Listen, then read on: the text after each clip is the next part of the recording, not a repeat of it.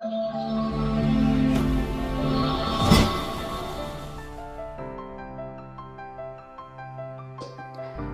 Number 5 के अंदर हमने सिंपल क्वेश्चन के आंसर करना सीखा था कि किस तरह से हम हाँ में जवाब देंगे और किस तरह से ना में जवाब देंगे। आई होप सो आप लोगों ने ट्राई किया होगा, उसको प्रैक्टिस किया होगा और क्वेश्चन भी बनाए होंगे और उनके फिर आगे यस नो में आंसर्स भी किए होंगे। सो गाइस, आज हम आंसर्स को ही अंडरस्टैंड करेंगे, लेकिन आज हम ये चीज़ देखेंगे कि सवाल के अंदर से हम किस तरह से जवाब को निकालते हैं। मीन टू से कि जस्ट जो क्वेश्चन हमसे पूछा गया है उसी क्वेश्चन के अंदर एक से दो लफ्ज़ों के अंदर चेंजिंग करके आप उसका आंसर किस तरह से बनाते हैं। देखिए, ज़्यादातर हमारे सवाल का जवाब हमारे सवाल के अंदर ही मौजूद होता है, जस्ट हमें एक से दो चेंजेस करके उसको आंसर में कन्वर्ट करना होता है। तो चले आए स्टार्ट करते हैं कि किस तरह से। तो स्टूडेंट्स, ये कुछ सेंटेंसेस हैं, कुछ क्वेश्चंस हैं, तो चले आए देखते हैं कि हम इन क्वेश्चंस के आंसर इन्हीं क्वेश्चंस के अंदर से किस तरह से निकालेंगे। सो क्या आप कॉलेज जाते हैं? Do you go to college? Okay, so now we're going to give the answer. तो आप देखेंगे इसमें यही सारा सवाल रहेगा, आपको डू की जगह यस या नो लगाने की जरूरत है। यस, अब देखिए इसके दो ही पॉसिबल आंसर है, या तो यस होगा या फिर नो होगा। सो इस यू को चेंज कर लेना आई में, बाकी अगला सारा सेम टू सेम यही रहेगा। हाँ, अगर आगे को प्रोनाउन आ रहा है तो उसको चेंज करने की जरूरत है, बट प्रोनाउन चूंकि अभी डिटेल से हमने पढ़ा नहीं है, उसको अभी डिस्कस नहीं किया, इसलिए मैं उस डिटेल में अभी फिर वक्त नहीं जाऊँगा, लेकिन अगली क्लासेस में इंशाल्लाह उसकी भी डिटेल आपको बताऊँगा। तो यस आई, नेक्स्ट जो बकिया बचता है जो सवाल के अंदर सेंटेंस, वही सेंटेंस हम यहाँ पर लगा देंगे। तो yes I go to college. तो अगर आप इस आंसर को देखें तो हमने सिर्फ ये दो वर्ड चेंज किए, बाकी सारा वही सवाल वाला ही उठा लिया। अब इसी को अगर हम नो में कर दें तो यस की जगह लगाएंगे नो आई, और यहां पर आप डोंट लगाना पड़ेगा। No I don't go to college, क्योंकि ऑलरेडी आपको पता है कि जब हम नेगेटिव बनाते हैं तो सब्जेक्ट के बाद हम डोंट लगाते हैं। सो नेक्स्ट क्वेश्चन, क्या मैं इंग्लिश बोलता हूं? Do I speak English? क्या मैं इंग्लिश बोलता हूं?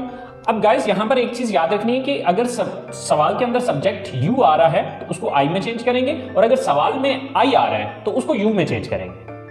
सो जैसे कि डू की जगह यस यू को सॉरी आई को चेंज किया यू में, yes you speak English, yes you speak English.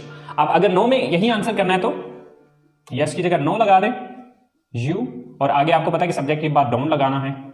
Yes sorry no you don't speak English, no you don't speak English. Next question is, क्या हम क्रिकेट खेलते हैं?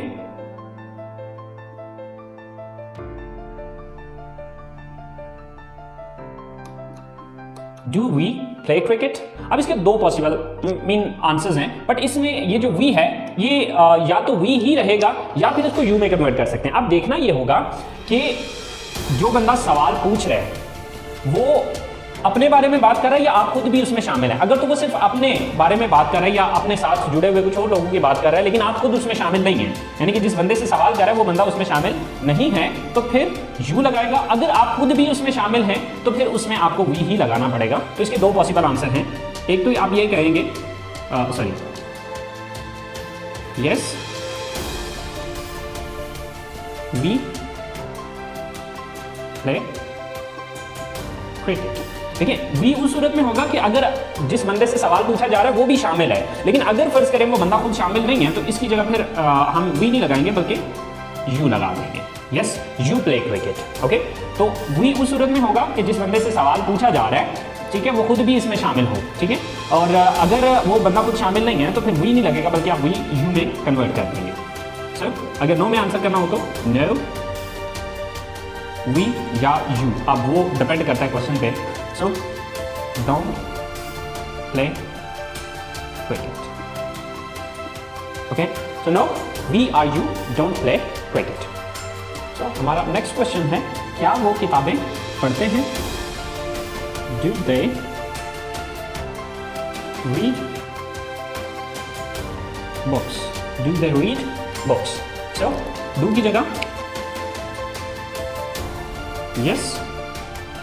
Next, same to same. They read books. और अगर आप किसी को no में देके जाते हैं, no they don't read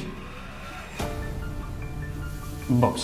so guys, अब देखें कि हमने ये जो 4 क्वेश्चन बनाए हैं, इन क्वेश्चन के अंदर अगर हम देखें तो कोई लंबा चौड़ा चेंज नहीं किया हमने, सिर्फ एक शुरू में यस या नो लगाया है और आगे सब्जेक्ट को अगर ज़रूरत पड़ी है तो हमने जो सब्जेक्ट को चेंज किया है। अब आगे मैं आपको ये चीज़ भी बता देता हूं कि कौन कौन से सब्जेक्ट किस में चेंज होंगे और कौन से सब्जेक्ट चेंज नहीं होंगे।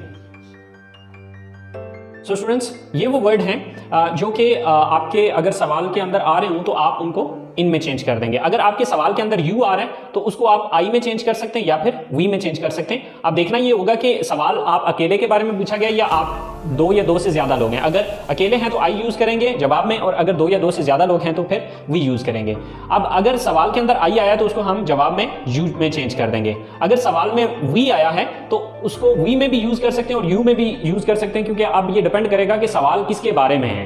यानी कि सवाल जो है वो जो बंदा पूछ रहा है वो सिर्फ अपने बारे में पूछ रहा है या उसने आपको भी शामिल किया। अगर सिर्फ अपने बारे में पूछ रहा है तो आप यू का वर्ड यूज करेंगे, और अगर आपको भी साथ शामिल किया है तो फिर वी का वर्ड यूज होगा।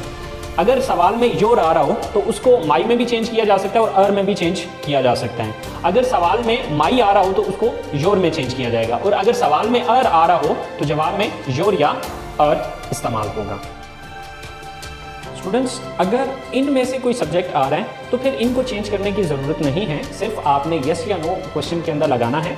बाकी जो अगली स्टेटमेंट है या अगला जो सेंटेंस है उसको सेम एज इट इज़ जिस तरह वहाँ पर दिया गया सवाल के अंदर बिल्कुल सेम टू सेम वही आपने इस्तेमाल करना। सो आई होप सो स्टूडेंट्स, आप लोगों को इस बात की समझ आ गई होगी। सो अब नेक्स्ट जो है वो मैं आप लोगों को 10 सवाल दे रहा हूँ जिनके आपने यस नो में आंसर करने हैं, और ये आंसर आपने बिल्कुल वैसे ही करने हैं जो तरीकाकार मैंने आपको अभी समझाया है। सो स्टूडेंट्स, ये 10 सेंटेंसेस ये हैं, देख लें ज़रा। Do you watch TV? Do they learn English? Do we use the computer? Do I sit here? Do you live in this city? Do we go to mosque? Do they go for morning walk? Do Asim and Amir study in this college? Do they work in this factory? Do you visit different parks? So guys, in sentences को आपने English में convert करना है। तो इंशाल्लाह यही sentences जो है वो मैं अगली क्लास में बनाऊंगा। तो आपने अपने सेंटेंसेस देख लेंगे क्या है कि जो सेंटेंसेस मैंने बनाए और आपने बनाए आए कि वो सेम है या उसमें कोई कमी बेशी है। तो गाइस, आई होप सो आप लोगों ने क्लास को एंजॉय किया होगा। तो प्लीज़ गाइस, अगर आप लोग इन वीडियो से कुछ सीख रहे हैं तो अपने दोस्तों को, अपने जितने भी कॉन्टैक्ट्स हैं उनके साथ शेयर कीजिए इसको, और ताकि आपके साथ साथ वो भी सीख सकें। और अगर आपने अभी तक मेरे चैनल को सब्सक्राइब नहीं किया तो प्लीज़ सब्सक्राइब कीजिए, और कोई भी चीज़ समझ में नहीं आती है तो प्लीज़ नीचे कमेंट्स बॉक्स में आप लोग ज़रूर मेंशन कीजिए। इंशाल्लाह I will try my level best to clear your confusions. So guys, you take care of yourself and इंशाल्लाह hope to see you next time soon. अल्लाह निगहबान।